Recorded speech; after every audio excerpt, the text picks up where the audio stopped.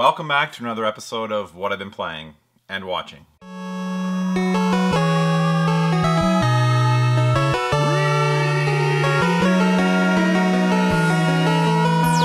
Team Canada. What's up guys, I'm SeeJayAre.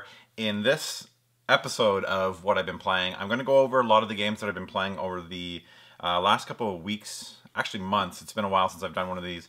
And kind of give my impressions and thoughts on a lot of games that have been released in the last little while. Feel free to comment below. Let me know what you think of the games that I'm mentioning. Let me know what you guys are playing.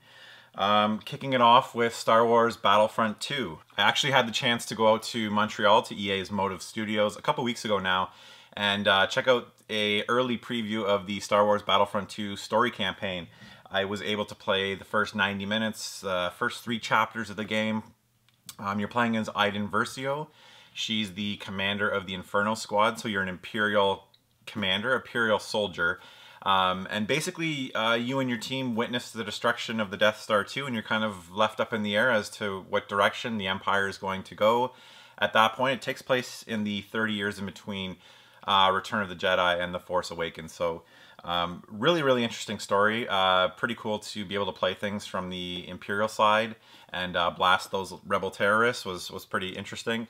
The game looks and plays fantastic. There was a few graphical hiccups, but it was still pretty early. I don't think it has gone gold yet.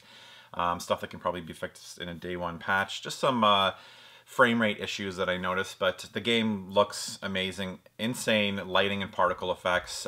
This was one of the best looking games ever made when it was released in 2015, the first Battlefront. And it looks slightly better. It's not like a huge leap. As I said, that was one of the best looking games ever.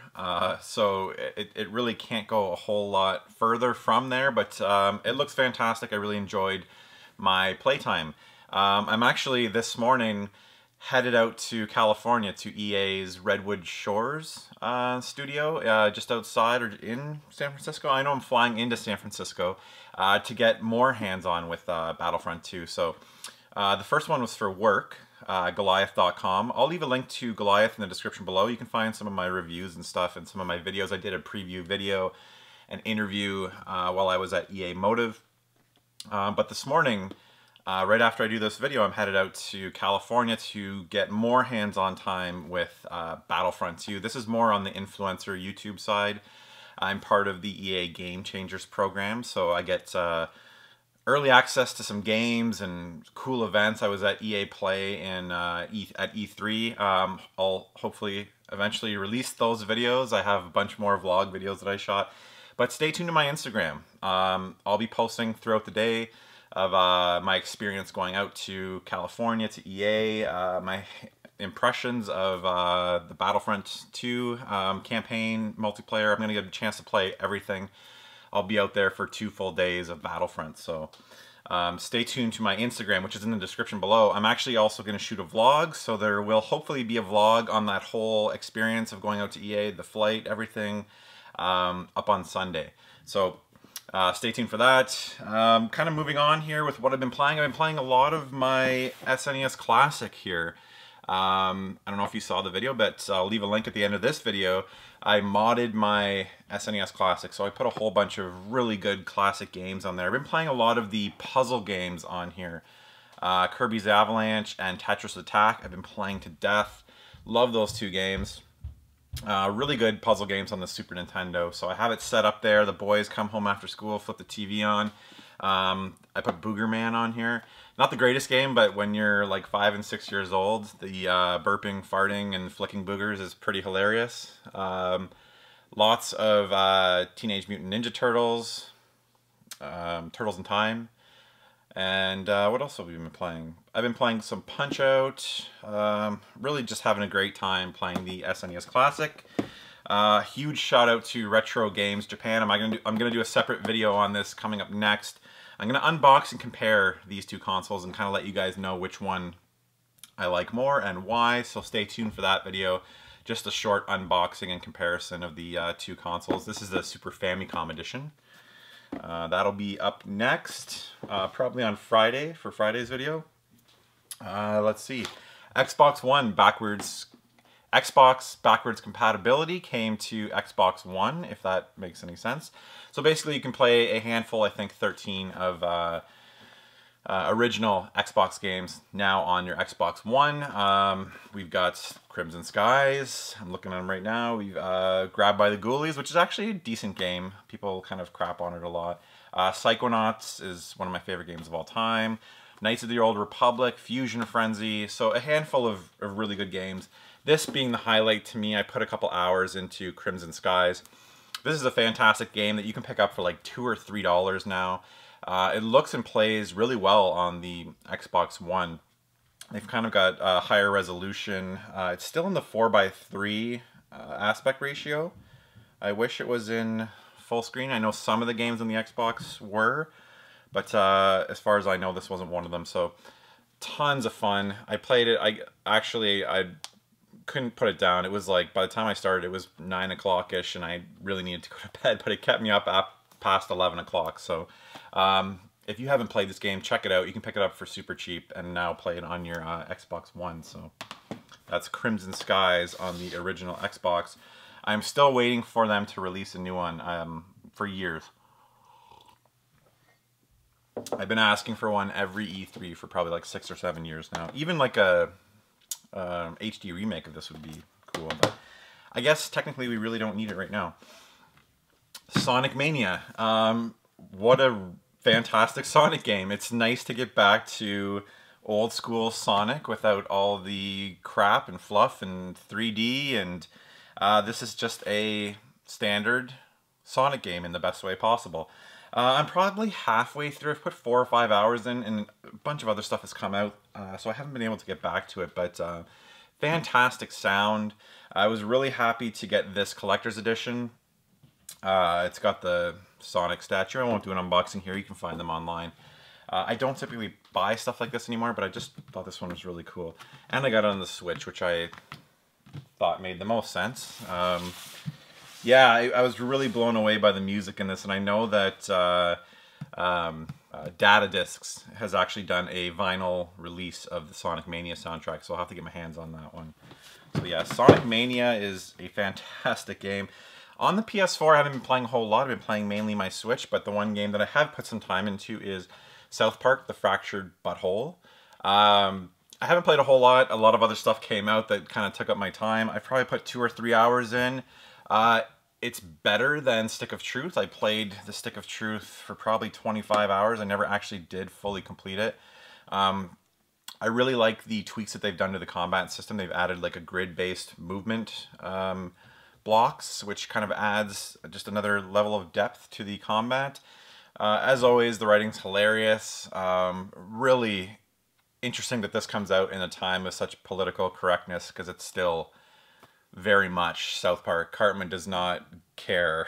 It's pretty hilarious stuff. So it's set in their superhero universe, whereas the first one was their like kind of Lord of the Rings lore type stuff. So just a really interesting way how they tie those two together with a time travel thing that Cartman does. So one of the funniest things or craziest things was I ended up in Cartman's bedroom and found his diary and read his diary, and there was a whole bunch of like really graphic drawings of Butter inserting things into, I think, another Butters, and Kyle's mom, and really graphic drawings in his diary that I was just like, whoa, I can't believe they put this in a video game. So The Fractured Butthole, I hope I can get back to this soon. It's just there's been so much other stuff released.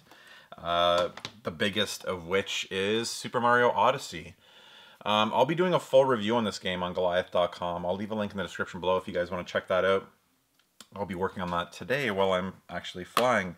I'll be working on finishing it and then starting that review. So I am in the Luncheon Kingdom, I believe it's called. Super Colorful Kingdom. And I'm pretty sure there's 1 or 2 left, and then Bowser, and then there's a whole bunch of extras. I can go back and collect all the moons. This is one of the best Mario games I've ever played. I think if I were to rank them right now, I would still put Super Mario World slightly ahead, but it's close. This might pass for the best Mario game, and this is already on my list of best games of all time. Absolutely. In my top 10, probably.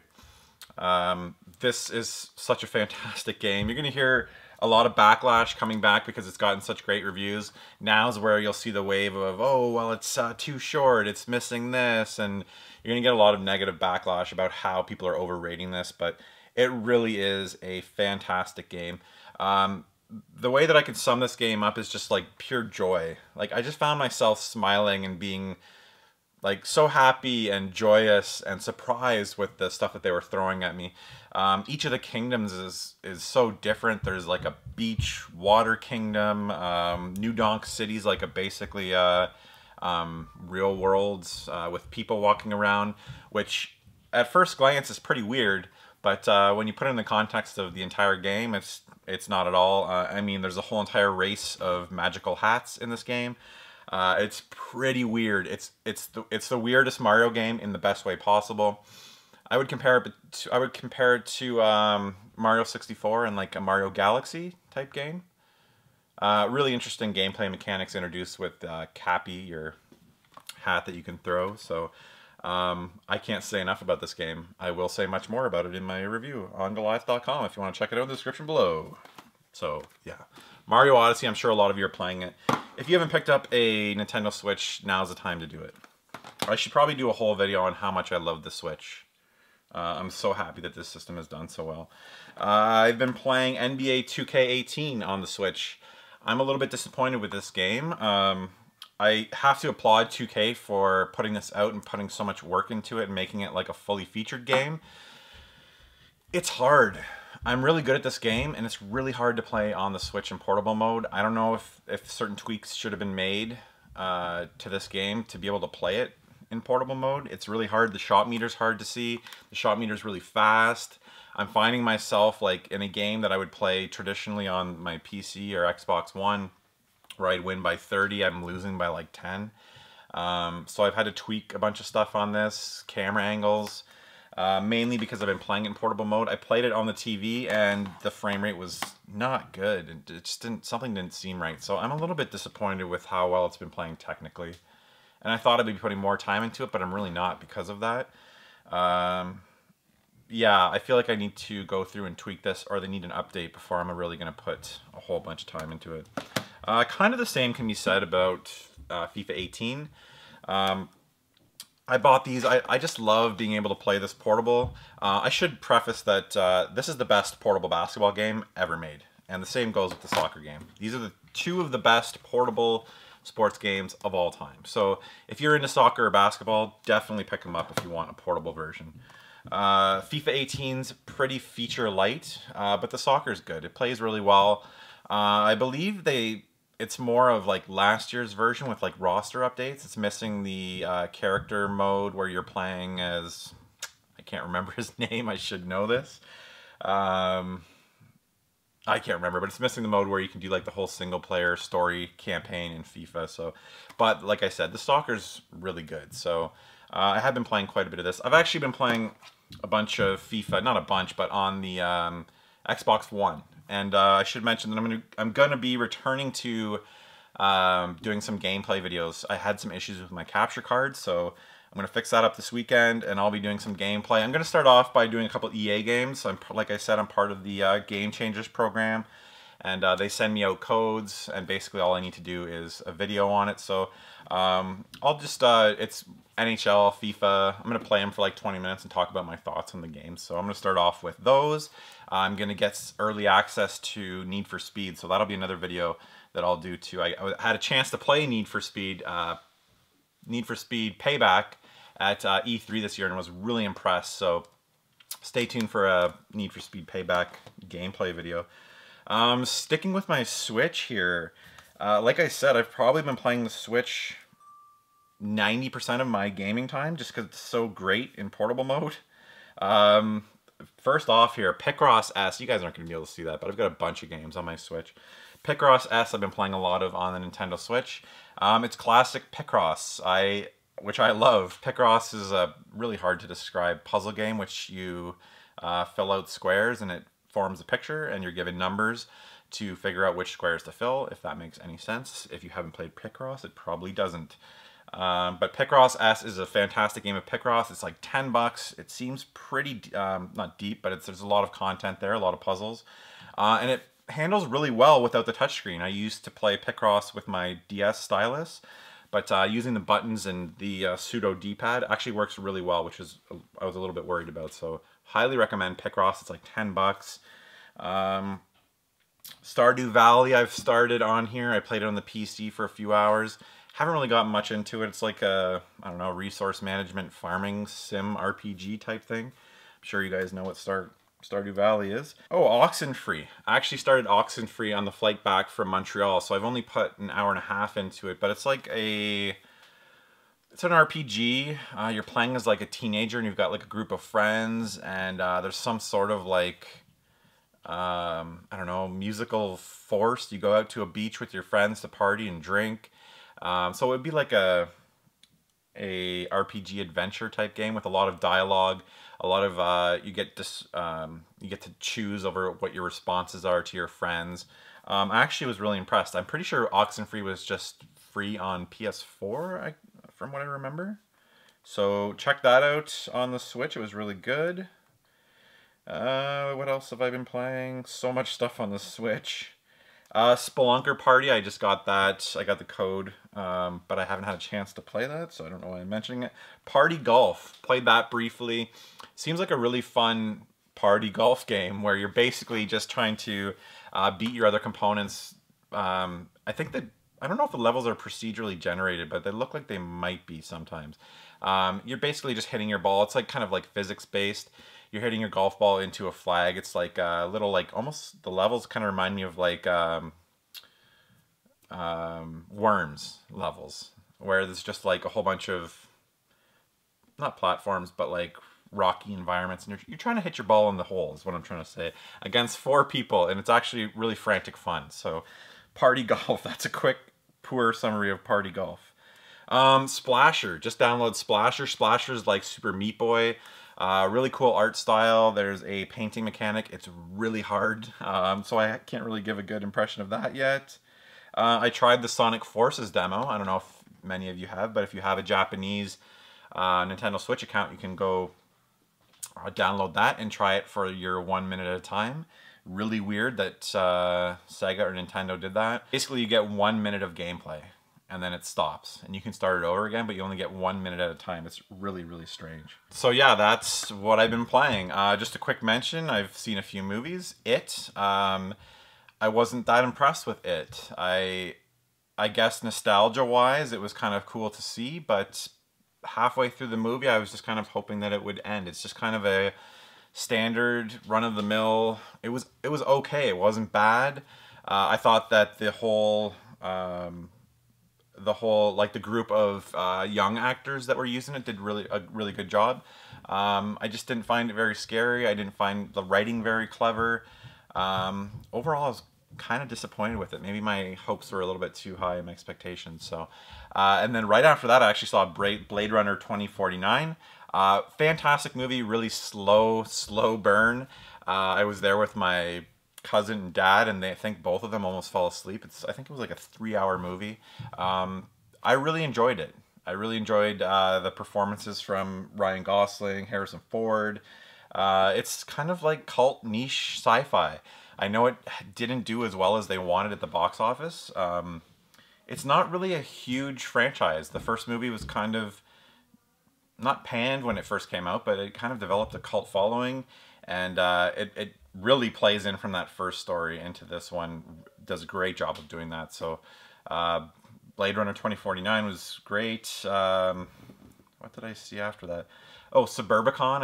I wrote a review on Suburbicon on Goliath.com. You can check that out if you want to. Suburbicon is like I actually saw it at TIFF when I was there doing some coverage for work at the Toronto International Film Festival. Suburbicon is the movie that's the Coen brothers, directed by George Clooney, starring Matt Damon, Julianne Moore. It's getting some poor reviews, but I would recommend you go see it. I'm a huge fan of the Coen Brothers films and Hitchcock films, so it was kind of right up my alley. It's like a dark comedy thriller. There's some issues with like the storyline and like certain other storylines don't really make sense and shouldn't really be there. But the performances are really good, and it's the kind of movie where You never really know what's going to happen, and you can't figure it out in the first 5 minutes, which I really appreciate. So I would definitely recommend you go see Suburbicon. And Stranger Things. I just binge watched the entire season of Stranger Things. I actually dressed up as Jim Hopper, the sheriff in Stranger Things. People seem to respond to that really well. I've been getting people telling me that I look like him for ever since the show first came out. So I did like a cosplay of Jim Harper. I'll try and post a picture here. But yeah, I got a lot of good feedback on that, so that was fun. Stranger Things 2 was absolutely fantastic. It's really hard sometimes, like when I went into this season, I'm like, how are they going to live up to the first season? And I think it's safe to say that they did. There was no drop off. I thought it was pretty good all the way throughout, except for that one random episode where Eleven goes and meets some band of misfits, and it was just kind of weird and felt kind of tacked on. If you have seen it, you probably know what I'm talking about. But all in all, Stranger Things 2 was pretty awesome. Yeah, so that's what I've been watching, just kind of tacked on to the end of what I've been playing. Let me know in the comments below what you guys have been playing, what you think of some of the games that I've talked about. Let me know your thoughts on Super Mario Odyssey. I'd actually like to know where you guys would rank this in terms of Mario games. As I said, for me, it's maybe on par, slightly behind Super Mario World as the greatest Mario game of all time. So check out all the links in the description below. As I said, follow me on Instagram. You'll kind of see my journey at EA as I go in about 10 minutes now. And stay tuned for a vlog coming of the whole San Francisco EA experience. Hopefully that'll be up on Sunday. Once again, thank you guys so much for watching, and until the next episode.